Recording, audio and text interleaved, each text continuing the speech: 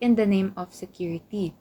Which, by the way, leads us to our next problem, which is complementarity and domestic legal systems inadequacy.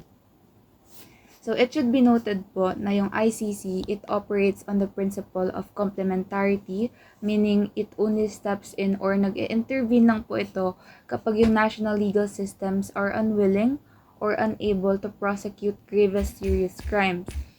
In a report dated September 15, 2021, the PTC or yung pre-trial chamber authorized the opening po of an investigation. So, yung 3-judge chamber found na there was a reasonable basis po to believe na crimes under the ICC's jurisdiction had been committed. It emphasized na yung war on drugs campaign, it did not represent a legitimate law enforcement operation, and the killings could be classified as an attack po on the civilian population per Article 7 of the Rome Statute.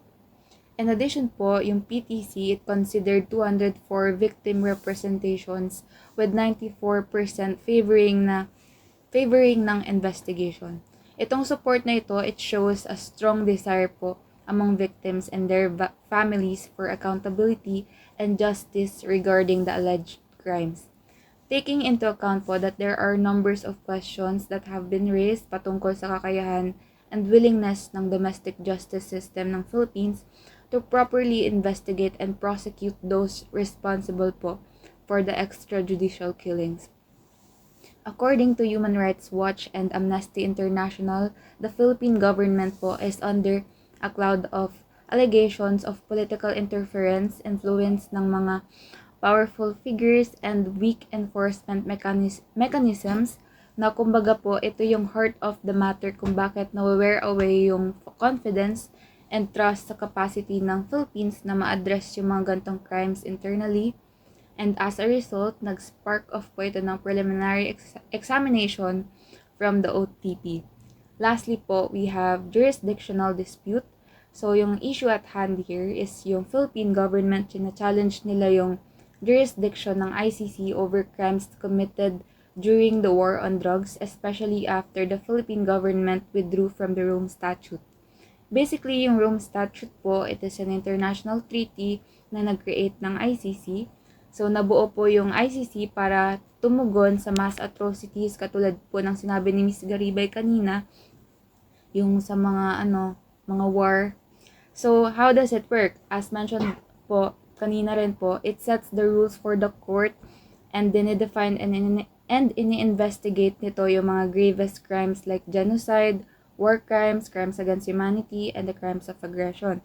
Again, bago po nagkaroon ng ICC, ang ginagawa ng UN dati, tatayo po sila ng mga ad hoc na tribunals or temporary courts para i-address yung mga gantong crimes or malawakang pagpatay at torture. And eventually po, as time goes by, nagiging rampant siya, kaya nagkaroon po ng permanent system to deal with this type of serious crimes. Noong 2011 po, willingly na sumali po yung Philippines. And to clarify, it is not imposed. Kumbaga, it's a voluntary mechanism. Basically, since sumali tayo, naniniwala po tayo sa mga prinsipyo na sinusulong ng ICC.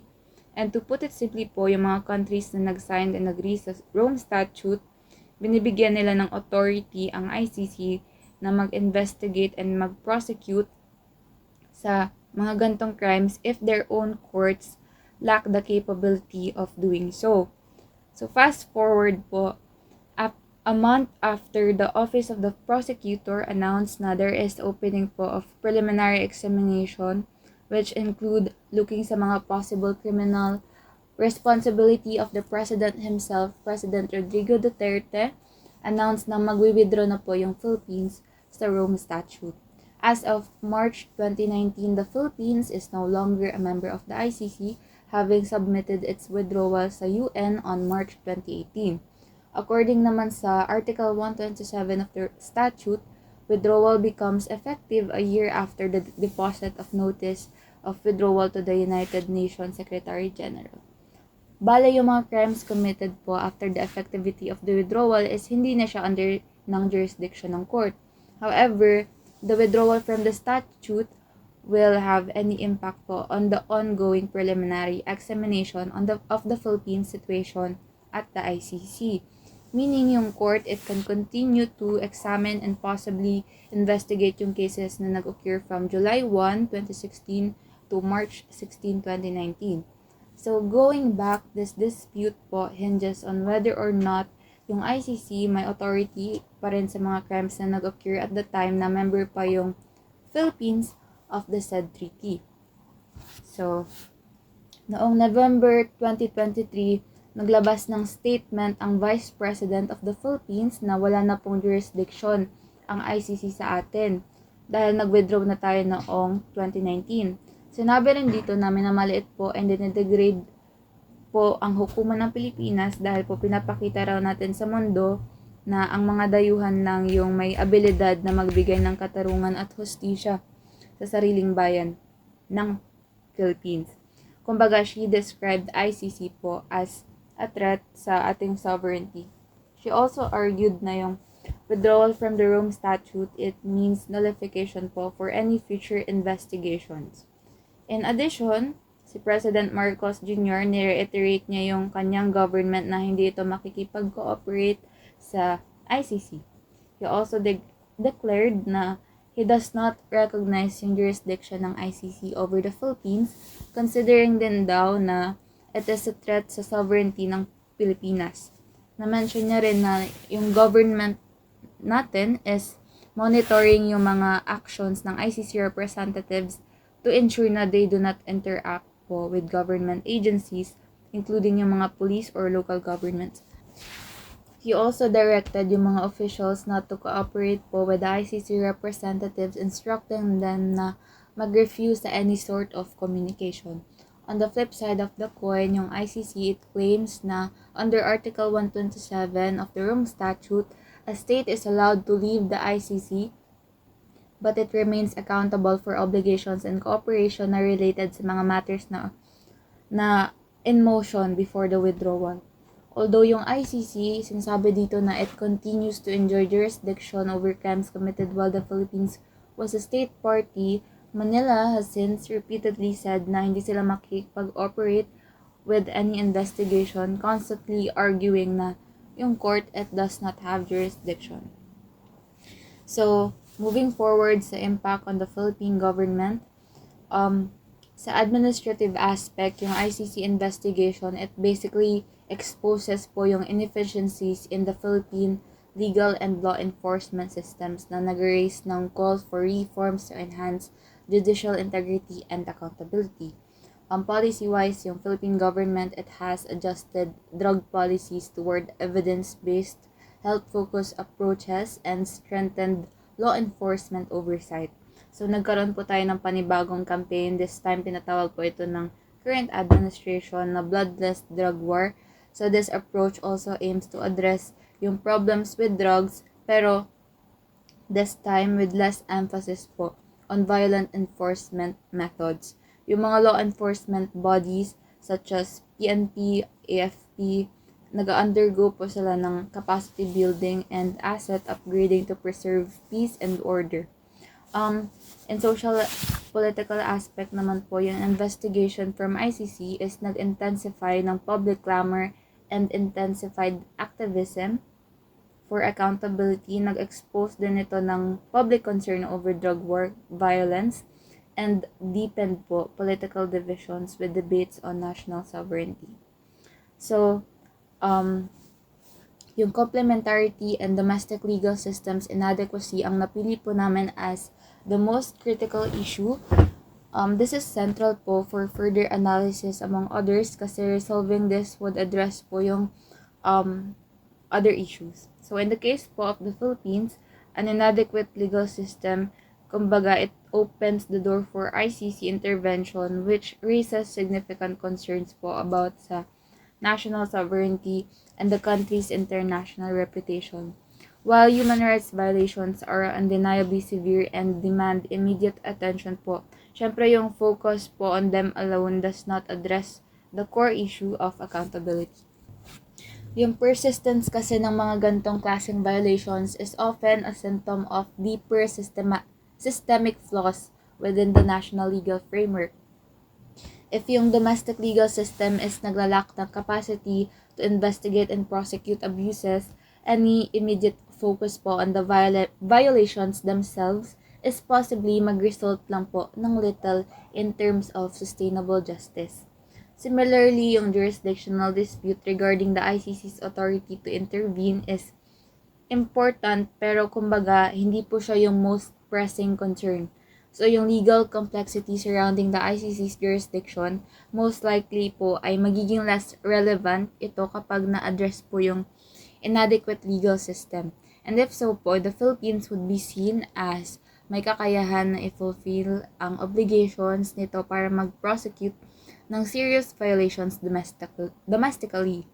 Kumbaga, yung other problems po are critical din in their own right, pero they are ultimately interconnected po with analyzing the strength of the domestic legal system para ma-address yung mga past atrocities and para rin ma-prevent din po yung future abuses. Moving forward to the possible solutions, we have strengthening domestic legal and judicial system, establishing special domestic tribunal, and establishing comprehensive lustration and vetting framework. So I will be discussing the first alternative course of action, which is to strengthening the domestic legal and judicial system of our government. So as Ms. Kataman, Ms. Garibay said earlier, the ICC operates under the principle of complementarity, meaning nag-intervene lang sila when a nation is unable or unwilling na mag-investigate and mag-prosecute ng crimes against humanity. So this puts the Philippine legal system in the spotlight, highlighting its systemic weaknesses in delivering justice and accountability. So as we know, we are famous in the corruption industry, whether nationally or internationally. That is why it is challenging for us na patunayan na we are capable of handling complex cases that involve human rights violation. So with this overview, we propose this approach that emphasizes addressing systemic weaknesses in governance para mag-ensure ng accountability, transparency, and alignment with international standard. This initiative, it aims to address long-standing issues of corruption, inefficiency, and abuse of power within the government. So first, let's look at the positive outcomes that this reform can bring. So the first advantage is to restore public confidence by ensuring that individuals with a history of abuses and corruption are excluded from positions of power. So as we all know, public trust is eroded when officials implicated in corruption and abuse of power remain in position. And by implementing stricter vetting processes, inyong pag-dismiss dun sa mga involved in graft and abuse of power, katulad na lang yung nangyari sa kay Custom Chief Nicanor Feldon. He was removed from office for alleged smuggling controversies. And this situation sent a strong message na yung pag-abuse ng power, it will not be tolerated. Therefore, by excluding individuals with a history of corruption and pag-ensuring that only ethical individuals hold positions of influence, the government demonstrates a commitment to justice and fairness. Next po, yung pag-align ng domestic practices dun sa international standard, it showcases that the Philippines as a country is dedicated to justice, human rights, and the rule of law. This alignment will help improve relationship with global institutions like the ICC and the United Nations, which could lead to economic and diplomatic benefits, including na doon yung aid and investment. So last advantage, by appointing ethical and qualified individuals, the government ensures that the decisions are made in the public's interest and nagpo-foster ito ng culture of accountability. So therefore, yung pag-strengthen ng ating mga batas such as the Anti-Graft and Corrupt Practices Act and pati na rin yung Ombudsman's proactive role further enhance institutional integrity. Since hanggang ngayon, some of those individuals who hold power are also the ones who are facing different cases of graft, corruption, and abuse of power.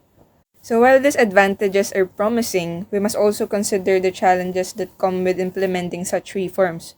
So let us now explore the disadvantage para mas maintindihan natin yung complexity ng solution na to. So first biggest challenges for this reform is the financial burden. For instance, yung pag-implement ng e-court system, it required a big amount to digitize court operations. So while this is a long-term investment, it places immense strain on an already limited budget, especially na lang sa mga developing country like the Philippines. So